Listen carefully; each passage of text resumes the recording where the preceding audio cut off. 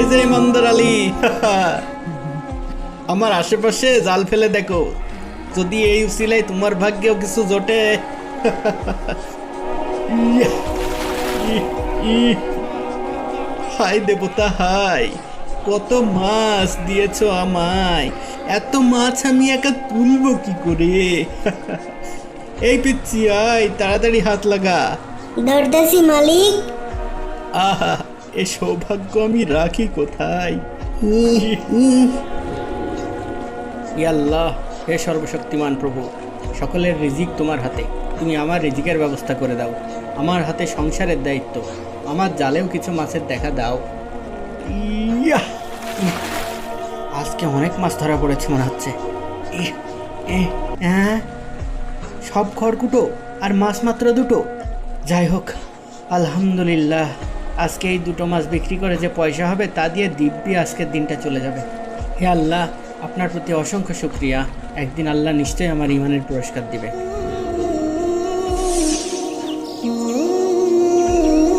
কি আলী ভাইয়ের বউ, আজ কি রান্না করলা?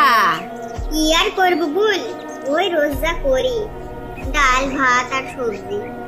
এইভাবে ঘাস ফুসার কতদিন? তোমার স্বামীকে কিছু করতে বলো। কি আর বলবো বল, সে তো চেষ্টা করেই, তার জালে মাছ না উঠলে আর কি করা। আর এদিকে দেখো, একই জায়গায় মাছ ধরেও আমার স্বামীর জালে কত মাছ ধরা পড়ে। ও আজও আমার জন্য নতুন কাপড় কিনে এনেছে। সেটা তো দেখতেই পাচ্ছি।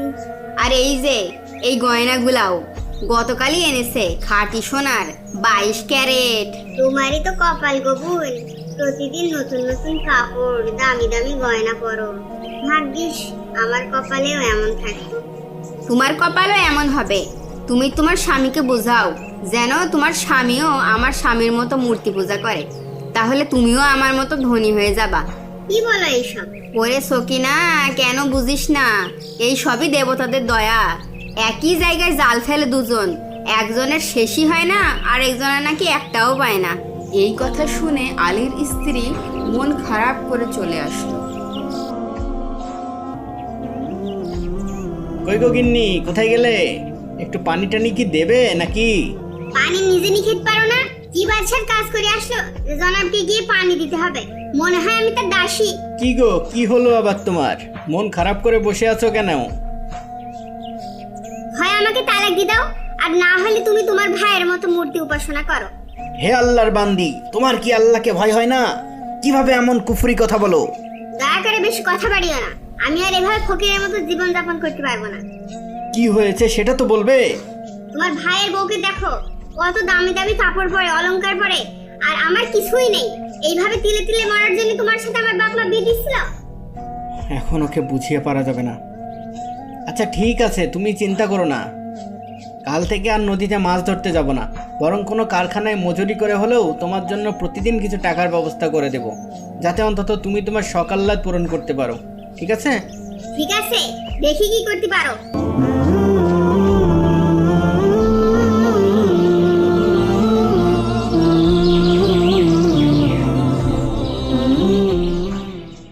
ভাই, একটা কাজ হবে?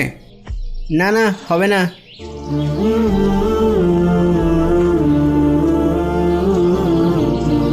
ভাই, একটা কাজ দেবেন?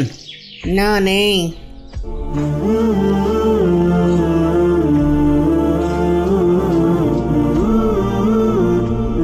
ভাই, একটা কাজ পাওয়া যাবে? নেই নেই, কোত্থেকে যে আসে সব।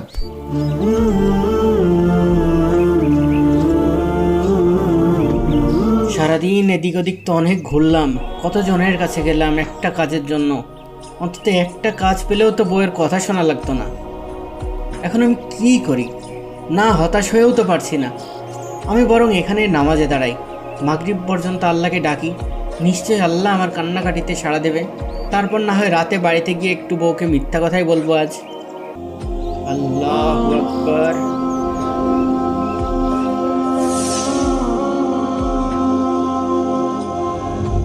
কোথায় ছিলে সারাদিন শুনি?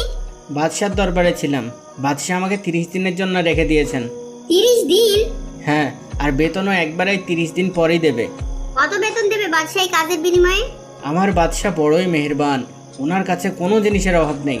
আমি যা চাইবো উনি তাই আমাকে দেবেন। তারপর প্রতিদিন আলী সেই নদীর তীরে এসে আল্লাহর ধ্যানে মগ্ন থাকত আর রাত হলে বাড়ি ফিরে যেতেন।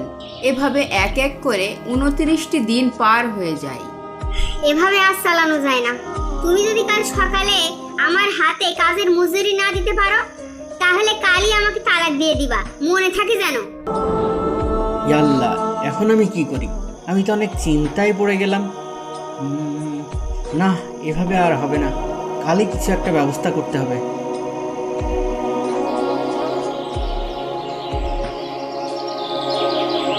আল্লাহ, আমাকে ক্ষমা করো। আজ এই বেধর্মের কাছে সাহায্য চেয়ে দেখি কোনো কাজ জোটাতে পারি কিনা। বেড়া মুসলমান, কি যা সেখানে? আপনার এখানে কাজ করতে চাই, আপনি কি আমাকে কাজে নেবেন? কি কাজ পারিস, হ্যাঁ, যে কাজে নেব? আপনি যে কাজ বলবেন আমি তাই করব। দয়া করে আমাকে একটা কাজের ব্যবস্থা করে দেন। আচ্ছা, যা, তোর কাজের ব্যবস্থা হবে। তবে এখানে কিন্তু কোনো খাওয়া দাওয়া পাবি না, শুধু কাজ করবি। যদি এই শর্তে রাজি থাকিস তবে কাজ পাবি। আমি রাজি। যেভাবে হোক আমার একটা কাজ দরকার। দিনে খাওয়ার পরিবর্তে না হয় রোজা রাখবো। আচ্ছা, যা ভিতরে। আর এদিকে একটি অপরিচিত ব্যক্তি তার খোঁজে তার বাড়িতে যায়। কেউ বাড়িতে আছেন? কে? আমি বাদশার কাছ থেকে আসছি। কাকে চান? আলী সাহেব কি বাড়িতে আছেন? না, আমি তার স্ত্রী। কোনো দরকার থাকলে আমাকে বলতে পারেন। আমাকে বাদশাহ পাঠিয়েছেন। এই নিন আপনার স্বামীর মজুরি 29টি স্বর্ণ মুদ্রা। আপনার স্বামী 29 দিন বাদশার কাছে কাজ করেছে, এরপর বাদশার কাজ ছেড়ে দেয়। যদি 30 দিন কাজ করতে পারতো তাহলে অনেক ভালো হতো আপনার স্বামীর, কিন্তু আফসোস, সে অন্য এক ইহুদির কাছে গিয়ে কাজ করছে। তারপর এই 29টি স্বর্ণমুদ্রা লোকটি তার স্ত্রীকে দিয়ে চলে গেল।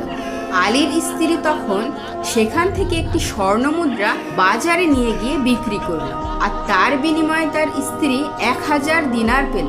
এতে সে অনেক খুশি হলো। আজ তুমি কোথায় ছিলে? একটা ইহুদির কাছে কাজ নিয়েছি। কেন? তুমি বাদশার কাছে অন্যের কাজ কেন করতে গেছো? কেন, কি হয়েছে? তুমি 29 দিন বাদশার কাজ করেছো, তাই বাদশা তোমার 29 দিনের মজুরি পাঠিয়ে দিয়েছে। কি বলো? হ্যাঁ, আর তুমি যে আজ কাজে যাওনি তার জন্য আফসোসও জানিয়েছে। বলেছে 30 দিন কাজ করলে তোমার জন্য অনেক ভালো হতো। আল্লাহ, এ আমি কি করলাম? এই কি হলো, জ্ঞান হারালে নাকি? কথা বলো। হায় আফসোস, আমি সারা জাহানের বাদশার কাছ থেকে নিজেকে বঞ্চিত করে ফেললাম। ও মাবুদ, আমাকে ক্ষমা করে দাও, আমি অন্যায় করে ফেলেছি। লা ইলাহা ইল্লা আনতা সুবহানাকা ইন্নী কুনতু মিনাজ জালিমিন।